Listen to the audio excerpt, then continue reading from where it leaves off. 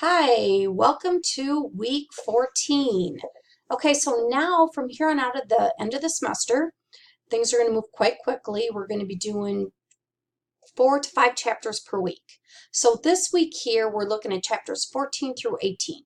So we're going to cover the infectious, which is going to cover anything from pneumonia.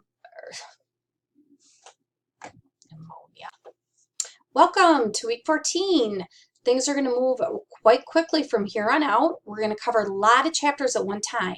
I do feel that some of these chapters should be fairly, I shouldn't say easy, but they should run a little bit smoother than what you've had in the past.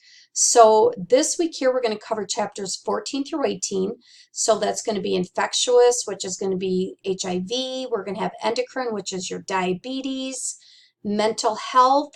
We're going to have a blood chapter and the nervous system chapter. So the units we're going to cover is 8.7, 8.9, 8.10, 8.11, and 8.12. So with this couple of different things is pay close attention on the assignments. So it's going to be assignments 16 and 17. But again, I may ask just to do the odd or just do the even.